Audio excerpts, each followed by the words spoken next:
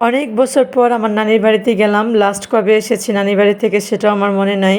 তো প্রায় 18-19 বছর হয়ে গেছে নানির বাড়িতে যাই না। তো এবার ঈদের পরে নানির বাড়িতে গেলাম।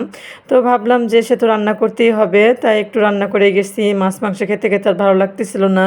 তো ভাবলাম যে একটু ঢেঁড়স তরকারি রান্না করি। ঢেঁড়স দিয়ে মাছ দিয়ে রান্না করলে কিন্তু অনেক ভালো লাগে। তো এত দূর থেকে এসে আবার রান্না করব, এটা আমার কাছে একদমই ঝামেলা মনে হয়, বিরক্তিকর। তো ভাবলাম যে রান্নাটা করেই যাই, এসে আবার রান্না করতে যাতে না হয়।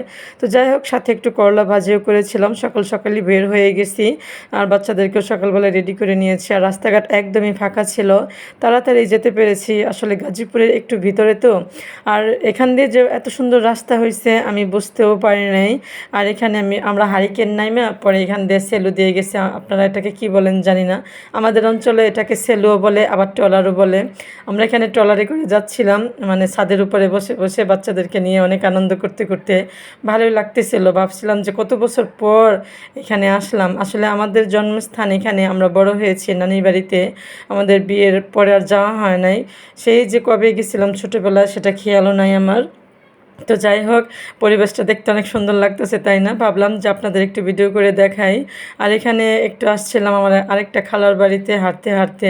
তো আমার খালাতো ভাই কুমড়া ফুল উঠিয়ে দিয়েছিল, মিষ্টি কুমড়া ফুল। আসলে ফুলগুলো অনেক খেতে ভালো লাগে। তো যাই হোক, এখানে রাস্তাঘাটে এই যে দেখেন আপনাদের জন্য কাবাব বানিয়ে রেখে দিয়েছে। শিক কাবাবও বানিয়ে রেখেছিল, এটা ভিডিও করতে পারি না, এটা একটু অনেক দূরে ছিল, এর জন্য আর যায় না এই রোদ্রের মধ্যে। তো এটাকে আপনাদের অঞ্চলে কী বলেন অবশ্যই কিন্তু কমেন্টস করে জানাবেন। আর আমার খালার বাড়িতে এত সুন্দর সুন্দর ডালিম ধরেছে গাছের মধ্যে, কি আর বলবো। ডালিমগুলো দেখতে অনেক সুন্দর লাগতেছিল আর অনেক সুন্দর সুন্দর ফুল ধরেছে।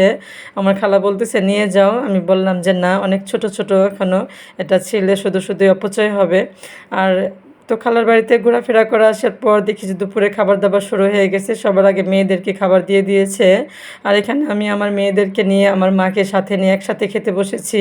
আর অনেক খালারা ছিল, খুব ভালো লাগছে অনেক বছর পর খালাদের সাথে দেখা। অনেক খালারাই মানে বুকে জড়িয়ে নিচ্ছে, কত ছোটোবেলা দেখেছিল আর এখন দেখতেছে। এখন আমার মেয়েরাও বড় হয়ে গেছে, অনেক বছর পর দেখেছে। আপনাদের ভাইয়াকে দেখে সবাই খুশি হয়েছে। তো খাওয়া দাওয়া করার পর সন্ধ্যা হয়ে গেছিলো প্রায়। তো চলে আসার পথে এইটুকু একটু ভিডিও করে নিয়েছি। আর সন্ধ্যা সন্ধ্যা হয়ে গেছে।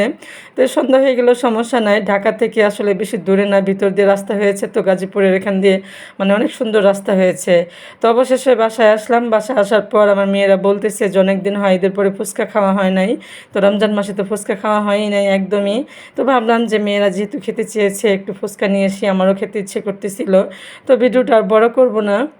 আমার ভিডিওটা আপনাদের কাছে কেমন লাগলো অবশ্যই কিন্তু কমেন্টস করে জানাবেন। আর এরকম সুন্দর সুন্দর দৃশ্য কার দেখতে ভালো লাগে না বলেন? আমার কাছে কিন্তু অনেক ভালো লাগছে। আপনারা কিন্তু অবশ্যই কমেন্টস করে জানাবেন।